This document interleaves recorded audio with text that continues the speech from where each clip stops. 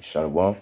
We give all the glory and the praises to Yahweh, Bahasham, Yahweh Shai, Bahasham, Bakah, Kodash, double house apostles, elders, great millstone. Shalom to the whole full elect. We try to remember up the Israelites, Israelite foreigners. That don't like us, but us. Shalom. All right, the title lesson going to be Wisdom or Foolishness 3. I'm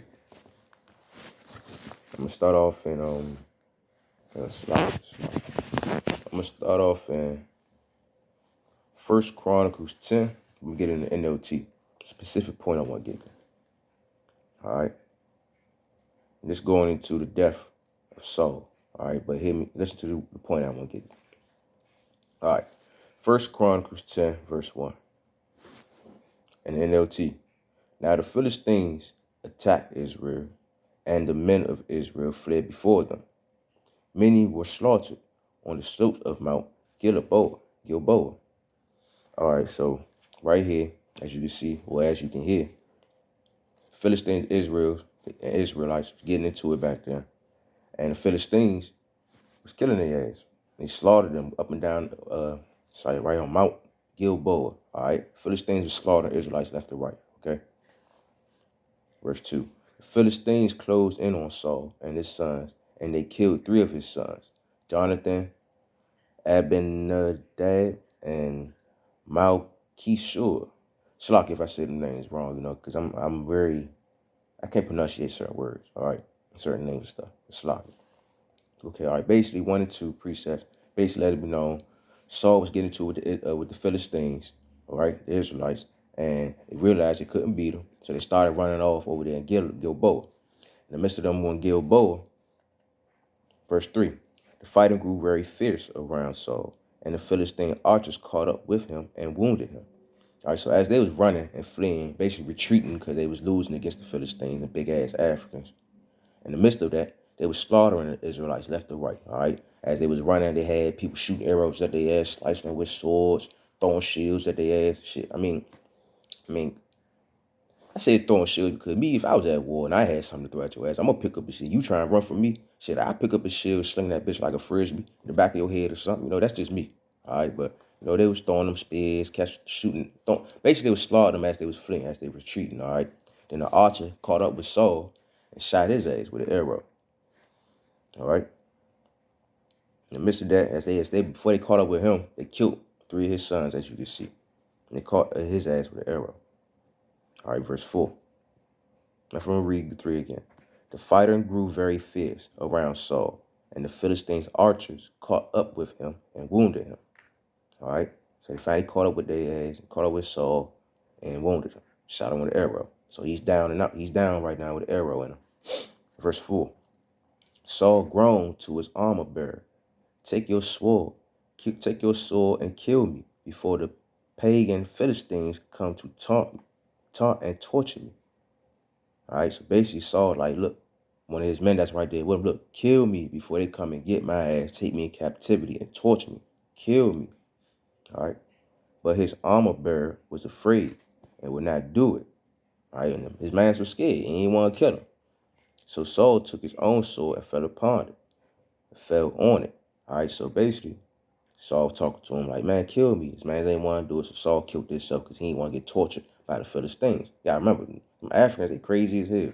Like to eat people, do all types of crazy shit. So ain't no telling what type of shit they were doing back then. Big wild ass motherfuckers. Big gump ass niggas. And slocking. Getting carried away. All right, verse 5. 1 Chronicles, chapter 10, verse 5, NLT. When his armor bearer realized that Saul was dead, he fell on his own sword and died. So his man, Saul, right-hand man that was right there, his armor bearer, the person that was with him, once he seen Saul kill himself, dude was like, well, shit, I'm gonna kill myself too. Verse 6. Because who the hell want to be tortured for real? Not me. We're already being tortured by the Lord as it is, and it's about to be worse than what it is. Verse 6. So Saul and his 3 sons died there together, bringing his dynasty to an end. So Saul, his 3 sons, all of them dead on the field over there at Gilboa, dead as hell. Philistine got their ass together. But in the midst of this, though, I was in my head while I was reading. I'm like, I ain't Saul the Israelite. Shouldn't he have the Lord with him? But, I just kept reading, kept it to myself. And keep reading, though. You ought to find out what happened, if you don't know. Verse 7. When all the Israelites in Jezreel Valley saw that their army had fled and that Saul and his sons were dead, they abandoned their towns and fled. So the Philistines moved to occupy their town. So when all the Israelites that was over there in Jezreel Valley, chilling, having it up, they realized, oh, Saul dead, so they knew, oh, we got to get up out of here because the Philistines about to come take over this jump. So if we still here, they're going to kill our ass too. So everybody fled, rolled out. And then when Philistines came through, they looked like, oh, shit, well, this our new place now. They took over the land, moved in, had their food here, everything, party, chilling. All right, they occupied right there. Yeah, so the Philistines moved in, occupied their towns. All right, so yeah, Philistines, big-ass Africans over there in Israelite territory because of Saul. All right, verse 8. The next day, when the Philistines went out to strip the dead, they found the bodies of Saul and his sons on Mount Gilboa. All right, so they went out there to go retrieve the bodies, but they got cleaned up the mess they made. They realized, like, oh, here goes 3 sons and his ass over here. All right, verse 9. So they stripped off Saul's armor and cut off his head, then proclaimed the good news of Saul's death before their idols and the people throughout the land of Philistia. So as they went up there cleaning up all their mess, they brought back the proof of what they did, showed everybody, yeah, and they threw a big feast. You know how when you win a war, everybody get together, have fun, turn up, whatever. All right, verse 10. He placed his armor in the temples of their gods, and they fastened his head to the temple of the dragon. The Philistines, based as they got Saul's ass body together, they took his armor, posted up with their gods as a replica, as a representation of what they had done, historical fact for them, and then put his head up on top of a statue of a dragon. So when motherfuckers come through, they see like that's King Saul right there, so-called king of the Israelites. That's embarrassing right there, embarrassing his head. All right, it's lucky. All right, First Chronicles 10:11 in NLT. But when everyone in Jabesh Gilead, like if I said that wrong, heard about everything the Philistines had done to Saul, all their mighty warriors brought the bodies of Saul and his sons back to Jabesh. Then they buried their bones beneath the great tree at Jabesh, the great tree at Jabesh, and they fasted for 7 days. All right, so basically, the other Israelites heard what happened to Saul and all the rest of the Israelites over there in Gilboa. And they was like, what? Oh, hell no. So they went over there with the Philistines, fucked them up, got their peoples back, got their bodies back, and buried it, and gave them a proper burial. So their body won't be just left hanging as an ornament. They gave them a proper burial. All right, so that's how I know the God. How about some else? I don't play that shit.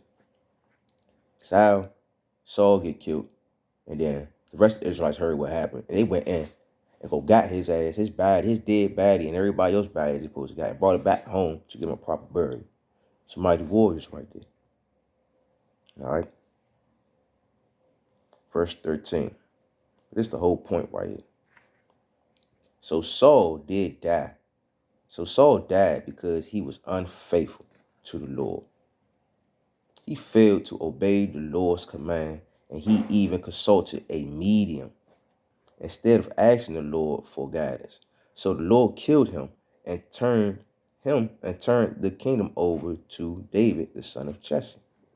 All right, so the whole point of why Saul ran, retreated, got his ass slaughtered, got the Israelites killed, got his kids killed, and killed himself is because, and hold on, also got his body pent up and on a statue and all that because he had no faith. This is what happens when you don't have faith and you want to stick to the laws, you want to get ahead of yourself, and you know everything, not paying attention to the main components of what the Lord told us to do. Saul ain't want to listen. So the Lord had to make an example of his ass, and he got killed.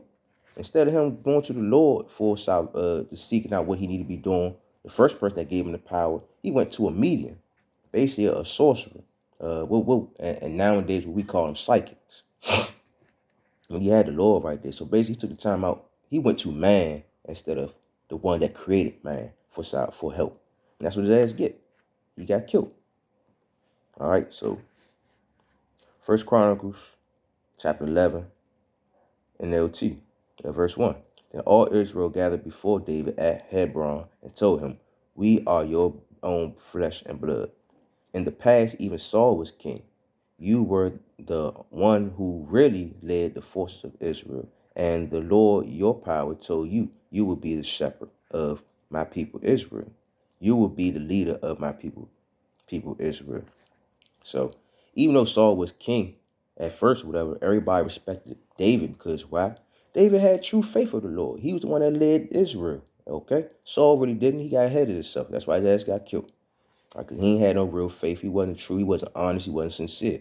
He got ahead of himself and then went to man for guidance instead of stuck with the creator. Like, that was just dumbass gift. So think about the times right here now. You got a lot of people that's seeking after their own salvation, going towards man for help and understanding, when we have the creator that's going to give us help and understanding. That's why you shouldn't trip about these people out here that don't care about Yahweh Shai, don't want to know about Yahweh Shai, because they actually going to die being unfaithful, just like Saul as did. Now, if I'm about to go to second, matter of fact, I'm going to go to Ecclesiasticus first, chapter 6, verse 16. A faithful friend is the medicine of life, and they that fear the Lord shall find him. Whoso fears the Lord shall direct his friendship aright, and as he is, so shall his neighbors be also. My son, gather instructions from the youth up, so shalt thou find wisdom till thy old age. All right, so basically, you have fear of the Lord. That's your faithful friend right there. The Lord gonna show you what you need to do, how you need to do it, because He created everything. All right, that's the medicine of life, and He gave us the instructions to what we need to be doing. Saul ain't want to follow instructions. He wanted to follow his own instructions. That's what his ass get. All right, so that's why he had to die. I'm going to go to 2 Esdras 15. I'm going to close out right there. The whole point is about faith, man. That's why King David got the power and the glory he had, because it was already ordained. The Lord already know he's going to maintain the faith that was given to him. All right. 2 Esdras 15 and 1. Behold, speak thou in the ears of my people the words of prophecy, which I put in the mouth, said the Lord, and cause them to be written in paper, for they are faithful and true. Don't everybody believe in King David to this day? You got bug outs want to be like King David. Come on, man. Verse 3. Fear not the imaginations against thee. Let not the incredulity of trouble thee that speak against thee. For all the unfaithful shall die in their unfaithfulness. So the Lord telling us, you ain't got faith in me? How about Shimmy? I was shot. You ain't got faith in my son? Like I asked y'all to. Your ass gonna die. Plain and simple. Just as easy. Back then, Yahweh Shai wasn't around or whatever. But at the same time, he still said faith. Still had to have faith. Now, this time around, the Lord's telling us, you gotta have faith in my son. Not in me, Yahweh. You gotta have faith in Yahweh Shai. Then you'll get to me. All right? So go ahead and be unfaithful and do how you want to do it at the end of the day. Watch what's going to happen. You're going to probably end up worse than Saul is. All right? I'm going to just leave it at that, straight to the point. Yeah, I'm just leave it at that. All right? So hopefully that was edifying. We'll give all the glory and praise to Yahweh, Bahasham, Yahweh Shai, Bahasham, Rakah, Quadash, double honors apostles, elders, great millstone. Shalom to hopeful elect, which are the remnant of the Israelites, Israelite foreigners, don't like us, but they are us. Shalom. All right. So basically, don't be a fool. Don't be like Saul. Choose wisdom, just like King David did. Shalom.